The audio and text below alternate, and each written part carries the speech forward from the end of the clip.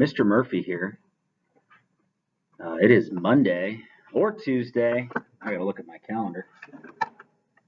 The 14th or 15th, and you're doing this online assignment, and we're doing something known as Doodle notes. The sheet that you'll need for this assignment, I gave you in class on Friday or Monday, depending on what day it is. And we are going to need writing utensil of some kind, and then get out some sort of colored pencils. Look, I got my colored pencils right here. And we are going to go through this Google Slides together. And we're talking about the spheres of the Earth, which we talked in class about on Thursday and Friday. And let's get after it. So what's the goal? We're going to define and identify our four spheres and how they interact.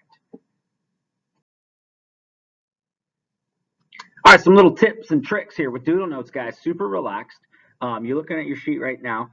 It's pretty colorful. You should have this in front of me, and of course, you can pause me at any point if necessary, and go back and kind of fill it in. But let's make this colorful. But what's important is when we shade and doodle on this, is that let's keep it organized and let's keep it color coordinated.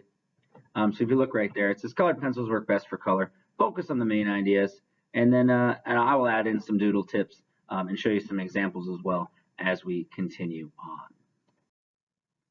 Let's talk about Earth's four spheres, and if you remember from class Thursday or Friday, they are the geosphere, the biosphere, the hydrosphere, and the atmosphere. And I think if I do this, I can remove myself.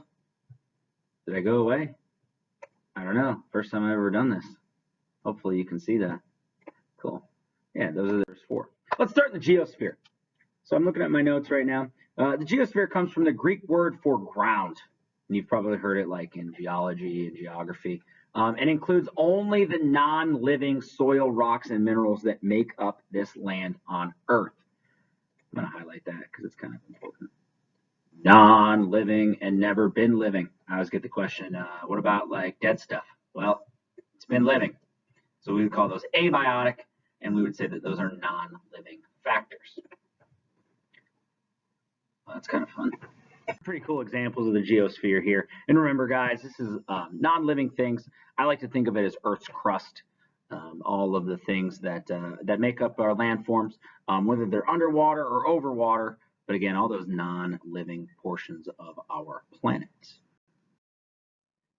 Okay, so this is where the Doodle notes make sense for the geosphere. If it's in red, look, I can highlight this. How cool is that? If it's in red, you write it on your sheet. So you're following along with me, and I'm in the top left portion of the sheet. Look, top left, cool. Let's fill it in. So the geosphere includes only the non-living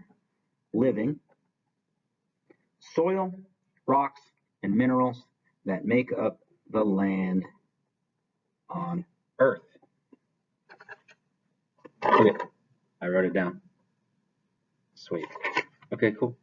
And if you can kind of move my video here, but you can see that the word geo comes from the Greek word for ground. So I'm going to write that down as well. Sweet. Let's flip on over to the biosphere.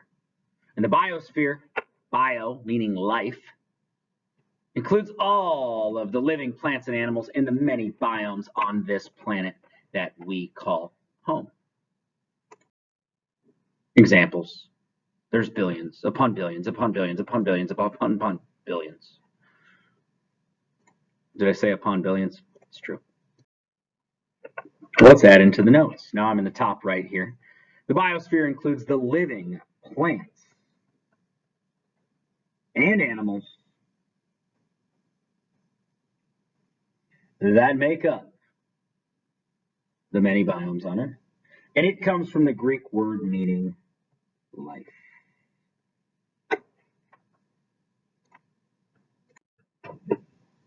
Flipping over to the hydrosphere. Hydro comes from the Greek word for water. And some examples there, keep hydrated, hydrology. I always was joking about in class today. I always think of hydro Pokemon, but then maybe that's just me. Okay. And that includes all the water on Earth, liquid and frozen. So I always get that question. Mr. Murphy, what about snow? Mr. Murphy, what about ice? That's all part of the hydrosphere because we have rivers, lakes, liquid water, and we also have frozen water as well. Some cool examples. You guys know what water is, right? I think. Let's add it to our notes. I'm down in the bottom left now. The hydrosphere includes all of the water on Earth, including rivers, lakes, oceans, and glaciers. See, look at. I took the note. Cool. Sweet. Oh, my personal favorite sphere of the Earth. I don't know. I kind of like it. It's the atmosphere. And it comes from the Greek word meaning air. And the atmosphere is divided into 5 layers. And it's going to be the first really unit that we study in 7th grade science this year. And we'll talk about how our atmosphere interacts with us and how we can change, how human beings can impact our atmosphere, as well as how our atmosphere and the air in it moves and affects us on our daily lives. So it's broken into 5 layers, and those are right there. And you know what, guys? I'm not worried about you memorizing those right now, but it's important that you understand that there are 5 layers, and they go from the most dense layer at the bottom to the least dense layer at the top. And let's check it out. You know that the gases that surround Earth make up the atmosphere. A couple cool pictures. And I talked about those 5 layers there. And there they are written for you. You don't need to memorize them right now. I'll teach you a little trick in class to help you remember it. But let's take that note. And now I'm in the bottom right now. And it includes all of the gases on the planet. There are 5 layers in the atmosphere. Okay, and hold on. Let's back up to the bottom left because we haven't talked about it yet. The hydro comes from the Greek word meaning water. And the atmos comes from the Greek word meaning air. Compare doodle notes with your neighbor. What have we filled in? What are we missing? Well, your neighbor's not here. Well, maybe you're not sitting next to your neighbor. But here's mine. I just got my notes written in. I only made a few mistakes, I swear. I'm going to add color at the end, and I'll show you what I mean in the future here. So a big important concept, guys, is how our spheres interact. We need to understand that the atmosphere is much related to the geosphere. It's much related to the biosphere. It's much related to the hydrosphere, even though sometimes we don't necessarily think about that. So we're talking about interaction, guys, and if you're going to look on your sheet right now, you notice at the very top, and the sides, and the bottom, shown right here, top, sides, and move my hand, bottom. We haven't filled in those notes yet. So we're talking about how the spheres interact. And at the very top, you'll see some arrows above the big word Earth. And here's a good example of how the geosphere and biosphere interact. Is the remains of dead plants and animals can get buried under soil to form coal and oil over long periods of time. Now, those words are in red. So guess what? We get to highlight them because we get to write them on our notes. So they get buried under soil to form coal and oil over long periods of time. Check it out. Really bad at matching up to really bad at matching this up to the camera. Okay, cool. I filled it in. Now I'm moving to the far right, saying the biosphere and atmosphere are closely related. Wind can carry seeds to new places. The more plants can grow. Now I'm on the bottom. Air temperature impacts the evaporation of lakes and streams.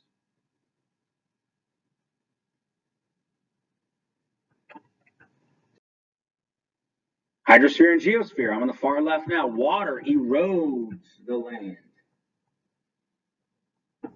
bringing nutrients to lakes. Simple examples, easy examples, but an important concept in 7th grade science is understanding, guys, that our atmosphere, our life sphere, biosphere, our geosphere, and our hydrosphere are all interconnected, and consequences have actions in all 4 of those spheres.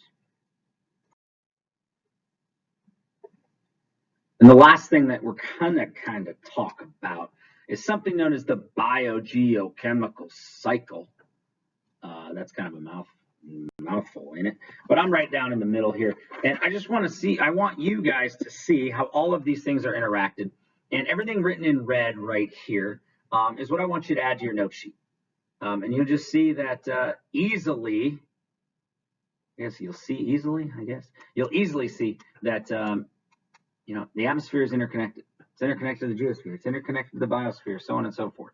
Again, the big common theme here is that actions have consequences, and because of that, okay, our actions in the atmosphere are going to have consequences for the hydrosphere, geosphere, and so on and so forth. So I'm going to add in all of these red terms right here to my notes. Let's do it now.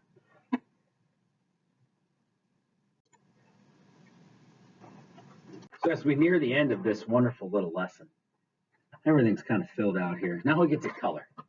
And what I want you guys to do, guys, I want you to keep this really color coordinated and have fun with it. This is, where the doodle portion of doodle notes comes from. But what I'm going to do is I'm going to choose 4 different colors. They don't have to be these 4 colors that are suggested here, but I want to keep this organized. So you are free, guys, right now to kind of color coordinate the geosphere, the biosphere, the atmosphere, and the hydrosphere. Maybe what you want to do is you want to pick colors that sort of go with those words. So for example, right, like the green color goes with biosphere. I don't know, brown goes with geosphere, gray, white goes with atmosphere, and blue goes with hydrosphere. But you know what? You're free to choose whatever color you'd like to use. At the end, man, look how pretty that looks. Way prettier than this. But I hope that that your notes look something like that. And I appreciate you watching this video. I am going to put a completed copy of this color copy on Schoology. I am also going to put a blank copy. If you did not receive the hard copy in class, you can print it off and follow along with it. Thank you for watching this video. I appreciate it. I hope you learned something. Schoology, message me if there's any issues. Goodbye. See ya. Thanks for watching. Be well, and see you in class when I see you.